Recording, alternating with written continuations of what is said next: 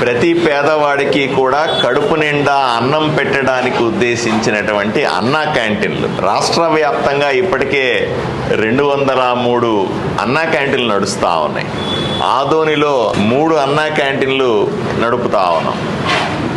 మనకందరికీ తెలుసు, ఎక్కడ ఊర్లో భోజనానికి వెళ్ళినా సరే 50 రూపాయల నుంచి 100 రూపాయలు తక్కువ. రోడ్డు మీద తిన్నా కూడా 50 రూపాయలు. చిన్న మోస్తరు హోటల్కి వెళ్తే కూడా 70 రూపాయలు అయ్యేటువంటి అన్నా క్యాంటీన్లలో, అలాగే 2 డబ్బులు అవుతున్న హోటళ్లలో అన్నా క్యాంటీన్కి వస్తే కేవలం 5 రూపాయలకే కడుపు నిండా భోజనం. మీరు చూస్తూ ఉన్నారు, ఓ పక్క రైసు, ఓ పక్క పప్పు సాంబార్ లాంటిది, ఇంకో పక్క క్యాబేజీ కూర, పెరుగు, దాంతోపాటుగా పచ్చడి, ఇవన్నీ కలిపి నాణ్యమైన భోజనాన్ని. ఇప్పుడే మీరు చూశారు, పక్కన మెటర్నిటీ హాస్పిటల్ ఉంది ఆదోనిలో, మాతా శిశు సంక్షేమ శాఖకు సంబంధించినటువంటి హాస్పిటల్.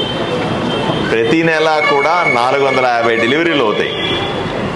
చూసేవాళ్ళు, వచ్చేవాళ్ళు, పేషెంట్ అటెండెంట్సు, దారిన పోయేవాళ్ళు, ఊరిలో ఎంతో మంది ఇబ్బంది ఉన్న వాళ్ళంతా ఇక్కడ వచ్చి కడుపు నిండా 5 రూపాయలు పెట్టి భోజనం చేస్తూ ఉన్నారు. ఓ పెద్ద మనిషి చెప్తా ఉన్నాడు, ఇంట్లో ఎవరు లేరండి వారం రోజుల నుంచి, అందువల్ల రోజు 3 పూట్ల వచ్చి ఇక్కడే టిఫిను, మధ్యాహ్నం భోజనం, రాత్రి భోజనం చేస్తా ఉన్నాను. ఎంతో హాయిగా ఉంది, ఇంట్లో మనుషులు లేరు, వంట చేసేవాళ్ళు లేరనే బాధ లేకుండా ఉంది అని చెప్తా ఉన్నాడు. ఒక ఆమె బజార్కి వచ్చింది, ఒక చెల్లి బజార్కి వచ్చి, నేను బజార్కి వచ్చానండి ఏదో అవి కొనుక్కొని పోవడానికి గ్రామం నుంచి అని చెప్తా ఉంది. అయిపోతే ఇక్కడ వచ్చి భోజనం చేసి ఇంటికి వెళ్తానంటా ఉంది. హాస్పిటల్లో డెలివరీ అయ్యిందని చాలా సంతోషంగా, ఇంతకుముందు మనం అక్క చెల్లెళ్ళని చూసాం, ఎంతో సంతోషంగా ఇంట్లో ఆడబిడ్డ పుట్టింది, హాస్పిటల్లో చూడడానికి వచ్చినాం, అయిపోయిన తర్వాత వచ్చి ఇక్కడ భోజనం చేస్తూ ఉన్నాం, 4 వచ్చినాము, 20 రూపాయల్లో భోజనం అయిపోయింది అని చెప్తా ఉన్నా. ఇంత సంతోషకరమైనటువంటి ఆనందాన్ని ఇచ్చేటువంటి ఈ అన్నా క్యాంటీన్లు మీరు గమనించాలి. 2019 వరకు కూడా అన్నా క్యాంటీన్లు నడుపుతా ఉన్నాం మనం. అప్పటి తెలుగుదేశం పార్టీ ప్రభుత్వం, కూటమి ప్రభుత్వం ఉన్నప్పుడు. 2019లో జగన్మోహన్ రెడ్డి వచ్చిన తర్వాత అకారణంగా వీటిలన్నింటి మూసాడు. అయ్యా, పేదవాళ్ళకి అన్నం పెట్టేటువంటి ఈ పథకాన్ని ఎందుకు మూసేసేవయ్యా అంటే సమాధానం చెప్పాల. 5 ఏళ్ళు ప్రజలను నరకయాతన పెట్టారు ఈ జగన్మోహన్ రెడ్డి ప్రభుత్వంలో.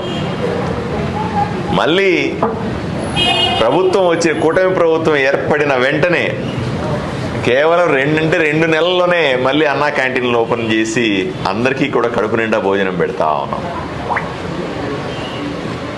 మీరు నార్మల్గా ఎక్కడ హోటల్కి వెళ్ళండి, వాళ్ళు ఇలాగా నీట్గా డ్రెస్ వేసుకొని, మాస్క్ పెట్టుకొని, క్యాప్ పెట్టుకొని భోజనం పెడతారా మీరు ఎక్కడ హోటల్లో?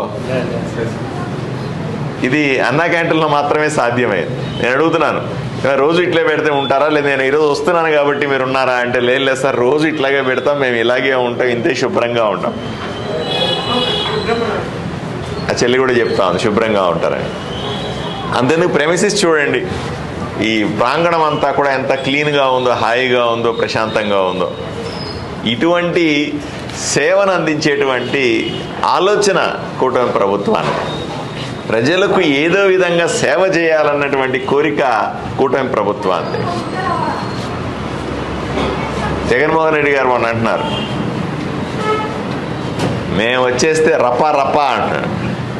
ఏమయ్యా, మీకు అధికారం ఇచ్చేది, మీ అధికారం కావాలని కోరుకుంటుంది, మేకపోతులకు నరికినట్టుగా నరుకుతామని బహిరంగంగా సిగ్గు ఎగ్గు లేకుండా మాట్లాడుతున్న సందర్భాన్ని మనం చూస్తా ఉన్నాం. ప్రజలు అర్థం చేసుకోవాలి, జగన్మోహన్ రెడ్డి ప్రభుత్వంలోకి మళ్ళీ ఎందుకు రావాలనుకుంటున్నాడంటే, కూటమి ప్రభుత్వంలో పనిచేసిన వాళ్ళనో, ప్రజలనో, అమాయకులనో రపా పెట్టి నరుకుదామనే ఆలోచనతో ఆయన మళ్ళీ అధికారంలోకి రావాలని కోరుకుంటా ఉన్నాడు. నిన్న మీరు చూశారు, తన కారు కింద ఒక దళితుడు, ఒక కారు కింద అది దళితుడు పడి చనిపోతే దానికి కనీసపు క్షమాపణ చెప్పే దిక్కులేదు. మీరు మొన్నే చూశారు, దళితుడు అవమానపడ్డాడు ఆదోనిలో అంటే, నేను బహిరంగంగా నిలబడి దళితులందరినీ పక్కన పెట్టుకొని బేషరతుగా క్షమాపణ చెప్పినాను. ఆ రోజు జగన్మోహన్ రెడ్డిని డిమాండ్ చేస్తా ఉన్నా, ఏమయ్యా, నీ కారు కింద దళితుడు పడి చనిపోతే అతని హాస్పిటల్కి తీసుకుపోలేని పరిస్థితిని ఇది. ఈ రోజుకైనా సరే జరిగి వారం 4 రోజులు అవుతుంది, ఇది 4వ రోజు. కనీసం ఇప్పుడు ఈ రోజు కన్నా క్షమాపణ చెప్పు. నా కారు కింద ఒక దళితుడు నలిగిపోయి చనిపోయినాడు, వీడియో వచ్చింది, అందరూ చూశారు, ప్రపంచమంతా చూశారు.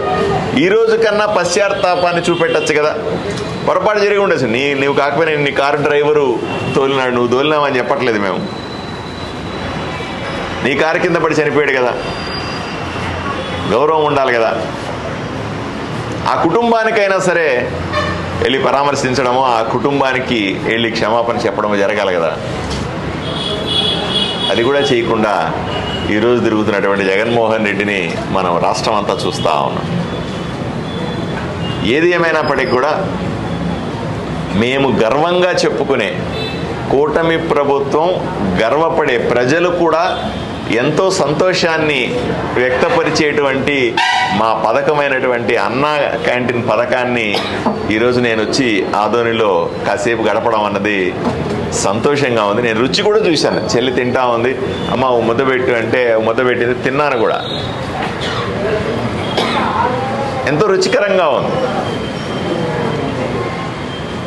కాబట్టి మేము గర్వంగా చెప్పుకునే ఈ పథకాన్ని, ప్రజలు ఆశీర్వదించేటువంటి ఈ పథకాన్ని ఒకసారి ఇక్కడ వెరిఫై చేసుకోవడానికి, అన్నీ సక్రమంగా ఉన్నాయా లేదా అని చెక్ చేసుకోవడానికి నేను ఈరోజు ఇక్కడికి వచ్చాను.